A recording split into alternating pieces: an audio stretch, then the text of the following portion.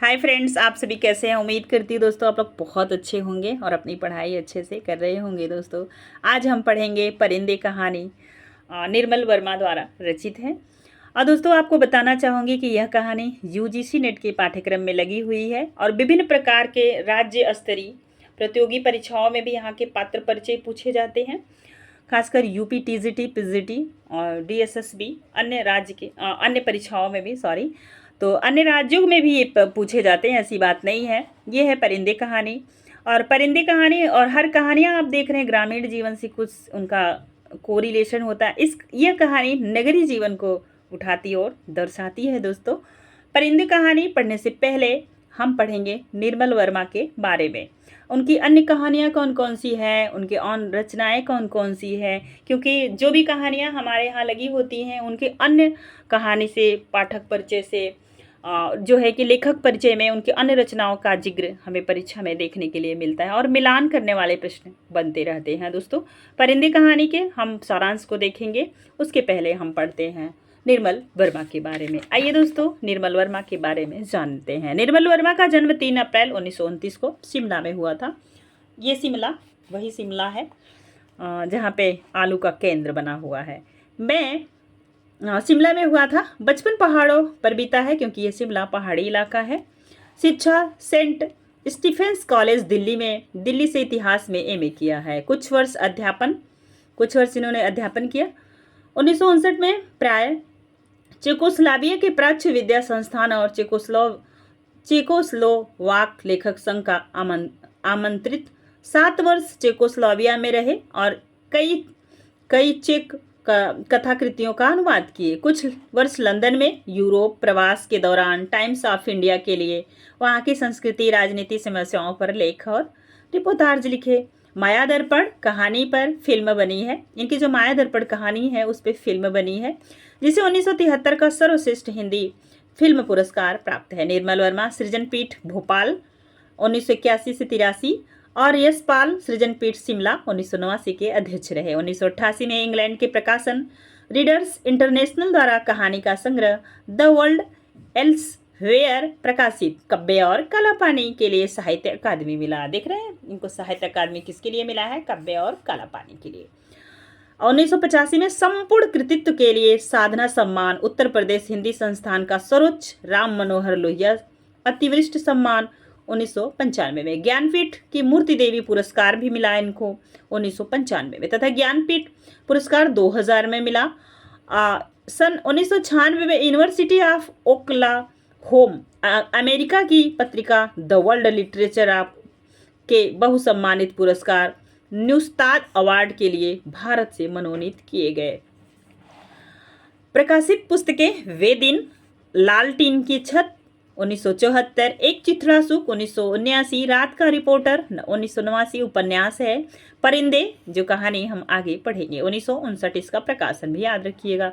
जलती झाड़ी 1965, पिछली गर्मियों में 1968, बीच बहस 1973, मेरी प्रिय कहानी 1973, प्रतिनिधि कहानी 1988, कब्बे और काला पानी 1983, सूखा तथा अन्य कहानियां 1995 कहानी संग्रह है। चीड़ों पर चांदनी 1963, हर बारिश में 1970, दूध से उठते धून 1997, यात्रा संस्मरण व डायरी है। शब्द और स्मृति 1976, कला का जोखिम 1981, ढलान से उतरते हुए 1985, भारत और यूरोप प्रतिश्रुति के क्षेत्र 1991, इतिहास स्मृति आकांक्षा 1991, शताब्दी के ढलते वर्ष 1995। ये क्या है? इनका निबंध संग्रह है। थोड़ा सा और देखेंगे इनका काव्यकृति। तीन एकांत 1976 नाटक है। दूसरी दुनिया 1978 संचयन है। कुप्रीन की कहानी 1995, रोमियो जूलियट और अंधेरा 1964, कारेल चापे की कहानी 1966, इतने बड़े धब्बे 1966, झोपड़ी वाले 1966, बाहर और परे 1967, बचपन 1970, RUR 1972, एमए के एक गाथा 1973 अनुवाद है। इनका निधन 2005 में हुआ। अभी आपने भीष्म साहनी पढ़ा था, चीफ की दावत, उनका निधन 2003 में हुआ था भीष्म साहनी का। आज पढ़ेंगे परिंदे कहानी। दोस्तों आइए परिंदे कहानी की शुरुआत में अब कुछ जो है कि देखेंगे इनके पात्र परिचय। सबसे प्रमुख पात्र हैं लतिका ह्यूबर्ट्स वर्ड बहुत सारे डॉक्टर्स और स्टूडेंट में हैं उनकी बहुत एक प्रिय, कमेंट के माध्यम से एक बताइएगा आप।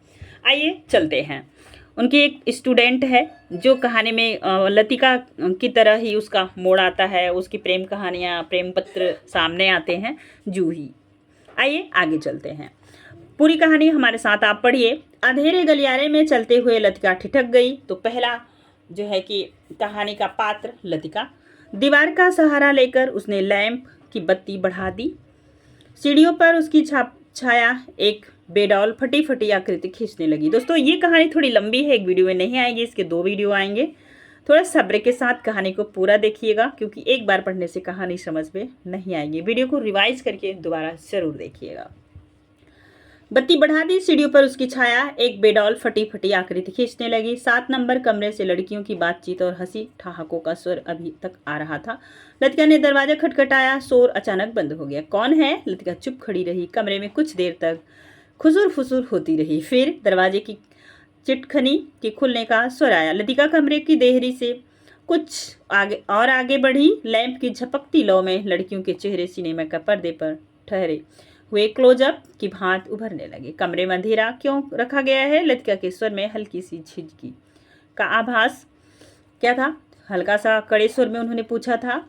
लैंप में तेल ही खत्म हो गया मैडम। यह सुधा का कमरा था, इसलिए उसे ही उत्तर देना पड़ा। हॉस्टल में शायद वह सबसे अधिक लोकप्रिय छात्र थी, क्योंकि सदा छुट्टी के समय या रात को डिनर के बाद आसपास के कमरों में रहने वाली लड़कियों का जमघट उसी के कमरे में लग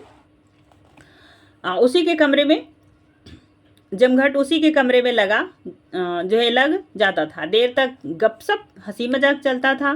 तेल के लिए करीमुद्दीन से क्यों नहीं कहा? करीमुद्दीन ये भी एक पात्र है। आप ऊपर सुधा मिली, नोट कीजिएगा। कितनी बार कहा मैडम, लेकिन उसे याद रहे तब तो। कमरे में हंसी की फुहार एक कोने से दूसरे कोने तक फैल गई। लतिका के कमरे में आने से अनुशासन की जो घुटन घिर आई थी वह अचानक बह गई। कमरुद्दीन हॉस्टल का नौकर था। उसके आलस और काम में टाल मटोल करने की किस्से हॉस्टल की लड़कियों में पीढ़ी दर पीढ़ी चले आते हैं। मतलब वो थोड़ा सा दूसरे प्रकृति का आदमी था। लतिका को हठात कुछ स्मरण हो गया। अंधेरे में लैंप घुमाते हुए चारों ओर निगाहें दौड़ाई। कमरे में चारों ओर घेरा बनाकर वे बैठी थी, पास पास एक दूसरे से सटकर। अब के सबके चेहरे परिचित थे, किंतु तेल लैंप के पीले मंदिम प्रकाश में मानो कुछ बदल गया था, या जैसे वह उन्हें पहली बार देख रही थी। जूली, अब तक तुम इस ब्लॉक में क्या कर रही थी? जूली खिड़की के पास पलंग के सिरहाने बैठी थी। उसने चुपचाप आंखें नीची कर ली। लैंप का प्रकाश चारों ओर से सिमट कर अब केवल उसके चेहरे पर घिर रहा था। नाइट रजिस्टर पर दस्तक कर दिए? हाँ मैडम। फिर? लतिका का स्वर कड़ा हो गया। जूली सकुचाकर खिड़की से बाहर देखने लगी। जब से लतिका इस स्कूल में आई है, उसने अनुभव किया कि हॉस्टल के कई नियम का पालन डांट फटकार के बावजूद नहीं होता है। मैडम, कल से छुट्टी शुरू हो जाएंगी, इसलिए आज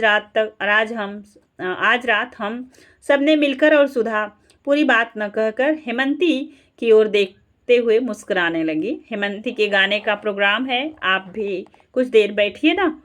लतिका को उलझन महसूस मालूम हुई।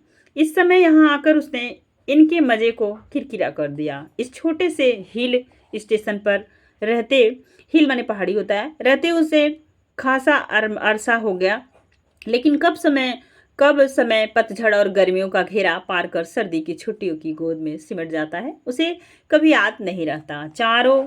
चोरों की तरह चुपचाप वह देहरी से बाहर हो गई। उसके चेहरे का तनाव ढीला पड़ गया। वह मुस्कुराने लगी।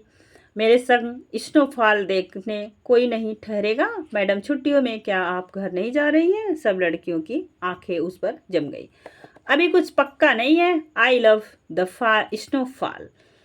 लतिका को लगा कि यही बात उसने पिछले साल भी कही थी, कि शायद पिछले से पिछले साल भी। उसे लगा मानो लड़कियां उसे संदेह की दृष्टि से देख रही हैं, मानो उन्होंने उसकी बात पर विश्वास नहीं किया। उसका सिर चकराने लगा, मानो बादलों का स्याह झुरमुट किसी अनजाने कोने से उठकर उसे अपने में डुबो लेना। लेगा वह थोड़ा सा हंसी, फिर धीरे से उसने सर को झटक दिया। जूली, तुमसे कुछ काम है, अपने ब्लॉक में जाने से पहले मुझसे मिल लेना। Well, good night. लतिका ने अपने पीछे दरवाज़ा बंद कर दिया। लतिका ने अपने पीछे दरवाज़ा बंद कर दिया और वो अपने कमरे में चली गई। Good night madam. Good night. गलियारे की सीढ़ियाँ न उतरकर लतिका रेलिंग के सहारे खड़ी हो गई। लैंप की बत्ती को नीचे घुमाकर कोने में रख दिया। बाहर धुंध की नीली तहे बहुत घनी हो चली थी।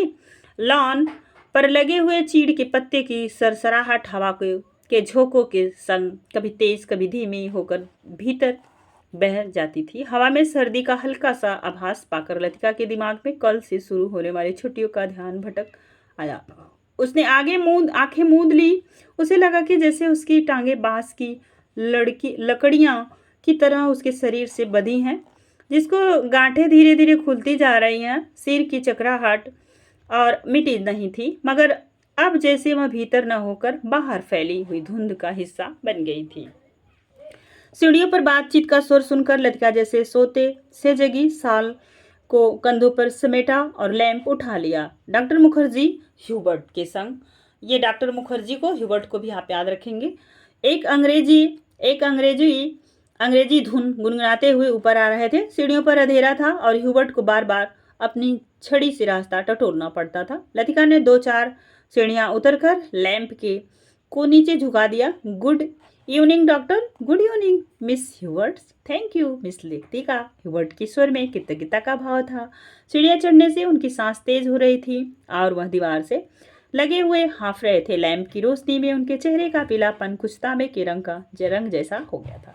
यहाँ अकेली क्या कर रही हो मिस लतिका? डॉक्टर ने होठों के भीतर से सीटी बजाई। चेकिंग करके लौट रही थी। आज इस वक्त ऊपर कैसे आना हुआ मिस्टर ह्यूबर्ट? ह्यूबर्ट ने मुस्कुराकर अपनी छड़ी डॉक्टर के कंधों पर झुला दी। इनसे पूछो, यही मुझे जबरदस्ती घसीट लाए। मिस लतिका, हम आपको निमंत्रण देने आ रहे थे। आज रात मेरे कमरे में एक छोटा सा कंसर्ट होगा, जिसमें मिस ह्यूबर्ट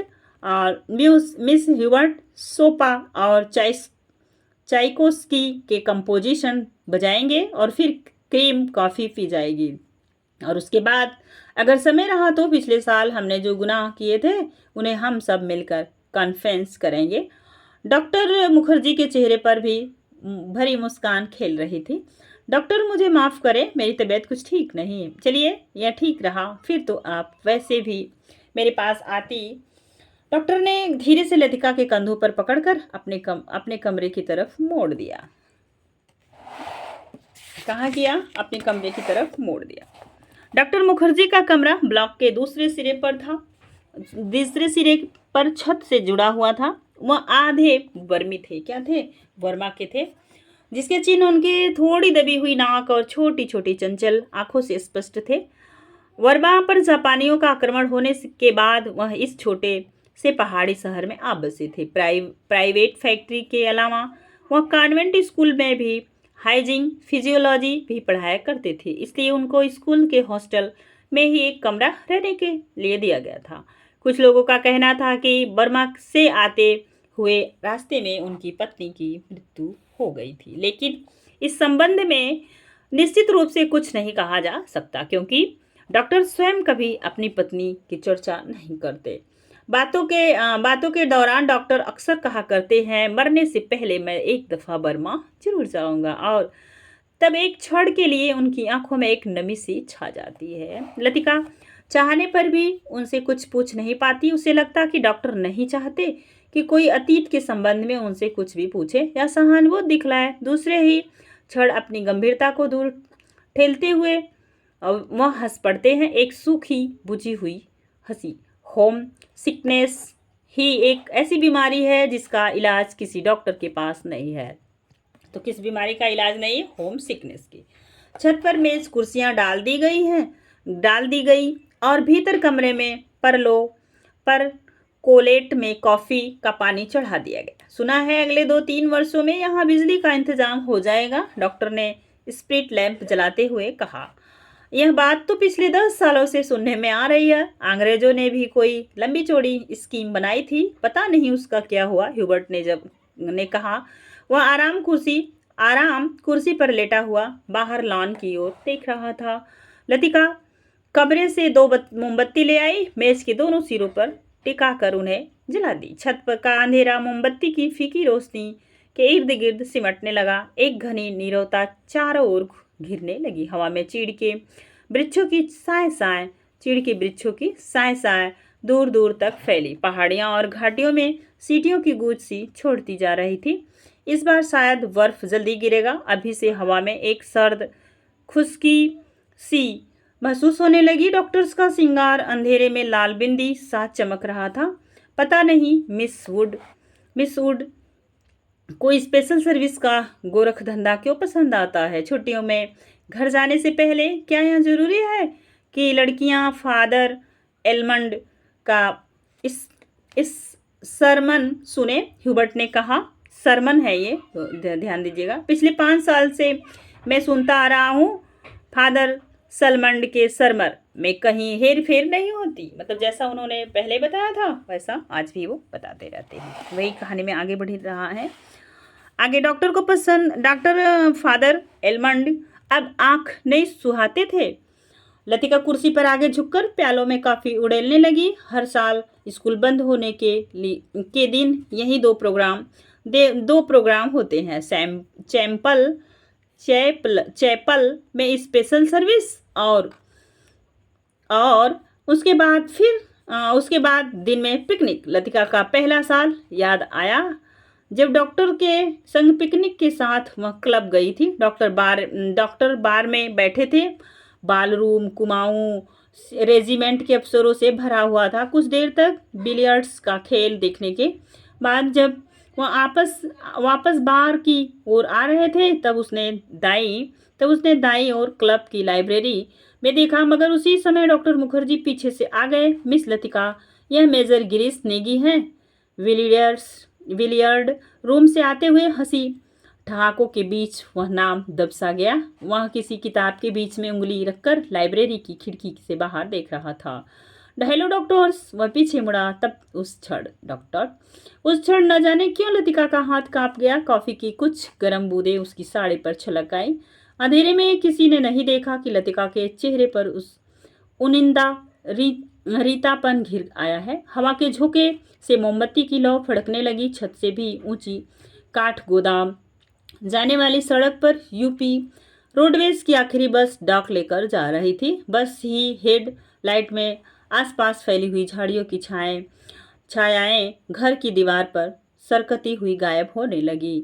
मिस लतिका, आप इस साल भी छुट्टी में यहीं रहेंगी? डॉक्टर ने पूछा। डॉक्टर का सवाल हवा में टंगा रहा। उसी क्षण पियानो पर सेपो का नोक्टर्न ह्यूबर्ट की उंगलियों के नीचे से फिसलता हुआ धीरे धीरे छत के अंधेरे में घुलने लगा, मानो जल पर कोमल स्वप्नील उर्मियां भंवरों का झिलमिलाता जाल बुनती हुई दूर दूर किनारों तक फैलती जा रही हो।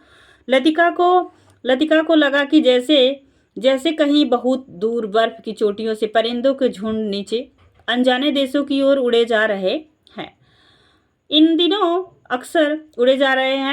अक्सर उसने अपने कमरे की खिड़कियों से देखा। धागे में बंधे चमकीले लट्टुओं की तरह वे एक लंबी टेढ़ी मेढ़ी कतार में उड़े जाते हैं। पहाड़ों की सुनसान नीरवता से परे उन विचित्र शहरों की ओर जहां शायद वह कभी नहीं जाएंगी। लतिका आर्म चेयर पर उगने लगी। डॉक्टर मुखर्जी का श्रृंगार अंधेरे में चुपचाप जल रहा था। डॉक्टर को आश्चर्य हुआ कि लतिका ने न जाने क्या सोच रही है, और लतिका सोच रही थी क्या वह बूढ़ी होती जा रही है। उसके सामने स्कूल की प्रिंसिपल मिस वुड का चेहरा घूम गया। पोपला मुंह, आंखों के नीचे झूलती हुई मांस की थैलियां, जरा सी बात पर चिढ़ जाना, कर्कश आवाज में चीखना, सब। तो मतलब कि एक था कि थोड़े कम एज में उसने किसी से प्यार किया था, वो एक्सपायर कर गया था। अब उसने दोबारा शादी नहीं की। उसे लग रहा है क्या मैं बूढ़ी होती जा रही हूँ ऐसे मेरे साथ, ये सोच रही है। उसे ओल्हमेड कहकर पुकारते हैं। कुछ वर्षों बाद वह भी हूबहू वैसी ही बन जाएगी। लतिका के समूचे शरीर में झुर्री सी दौड़ गई, मानो अनजाने में उसने किसी गलीस वस्तु को छू लिया। उसे याद आया कुछ महीने पहले अचानक उसे ह्यूबर्ट का प्रेम पत्र मिला था। किसका प्रेम पत्र मिला था? ह्यूबर्ट का। भाव की याचना से भरा हुआ पत्र जिसमें उसने न जाने क्या कुछ लिखा था जो कभी उसकी समझ में नहीं आया। उसे ह्यूबर्ट के इस बचकाना हरकत पर हंसी आई, किंतु भीतर ही भीतर प्रसन्नता भी हुई थी। उसकी उम्र अभी बीती नहीं है, अब भी वह दूसरों को अपनी ओर आकर्षित कर सकती। ह्यूबर्ट का पत्र पढ़कर उसे क्रोध नहीं आई थी केवल ममता। वह चाहती तो उसकी गलतफहमियों को दूर करने में देर न लगती, किंतु कोई शक्ति उसे रोके रहती है। उसके कारण अपने पर विश्वास रहा, अपने सुख का भ्रम मानो ह्यूबर्ट की गलतफहमियों से जुड़ा हुआ है। ह्यूबर्ट ही क्यों, वह क्या किसी को भी चाह सकेगी? उस अनुभूति के संग जो अब नहीं रही, जो छाया सी उस पर मंडराती रही, न स्वयं मिटती है, न उसे मुक्ति दे पाती है। मतलब उसने जिससे प्यार किया था वो नहीं रहे, उसी के हाथ में रहती, दोबारा शादी नहीं करती। उसे लगा जैसे बादलों का झुरमुट फिर उसके मस्तिष्क पर धीरे धीरे छाने लगा। उसकी टांगें फिर निर्जीव शिथिल सी हो गई। वह झटके से उठ खड़ी हुई। डॉक्टर्स, माफ करना, मुझे बहुत थकान सी लगी रही है। बिना वाक्य पूरा किए ही वह चली गई। कुछ देर तक टेरेस का निस्तब्धता छाई रही। मोमबत्तियां बुझने लगी। डॉक्टर मुखर्जी ने सिगार का नशा कस लिया। सब लड़कियां एक जैसी होती हैं, बेवकूफ और सेंटीमेंटल। ठीक है, किसने कहा है? ये प्रश्न कई बार पूछा हुआ है। तो डॉक्टर मुखर्जी ने। ह्यूबर्ट की उंगलियों का दबाव पियानो पर ढीला पड़ता गया। क्या हुआ? ढीला पड़ता गया और अंतिम सुरों की झिझकी सी गूंज कुछ क्षणों तक हवा में तिरती रही। डॉक्टर, आपको मालूम है, मिस लतिका का व्यवहार पिछले कुछ अरसे से अजीब सा लगता है। ह्यूबर्ट के स्वर में लापरवाही का भाव। वह नहीं चाहता था कि डॉक्टर को लतिका के प्रति उसकी भावनाओं का आभास मात्र भी मिल सके, जिस कोमल अनुभूति को वह इतने समय से सजोता आया। डॉक्टर उसे हंसी के एक ही ठहाके में उपहासास्पद बना दिए। क्या तुम नियति में विश्वास करते हो ह्यूबर्ट? डॉक्टर ने कहा। ह्यूबर्ट दम रोके प्रतीक्षा करता रहा। वह जानता था कि कोई भी बात कहने से पहले डॉक्टर को फिलोसफाइज करने की आदत थी। डॉक्टर टेरेस के जंगले से सट कर खड़ा हो गया। फीकी सी चांदनी में चिड़के पेड़ों की छाएं लॉन पर गिर रही थी। कभी कभी कोई जुगनू अंधेरे में हरा प्रकाश छिड़कता हवा में गायब हो जाता था। मैं कभी कभी सोचता हूँ, इंसान जिंदा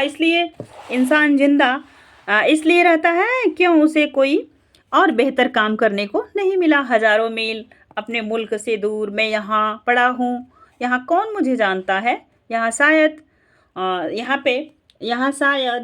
यहीं शायद मर भी जाऊं। ह्यूबर्ट, क्या तुमसे कभी महसूस किया है कि एक अजनबी की हैसियत से पराई जमीन पर मर जाना काफ़ी खौफनाक बात होती है? तो आज का वीडियो दोस्तों यहीं पे समाप्त होगा। नेक्स्ट वीडियो हम ह्यूबर्ट बिस्मिथ सा डॉक्टर की ओर से लेंगे दोस्तों।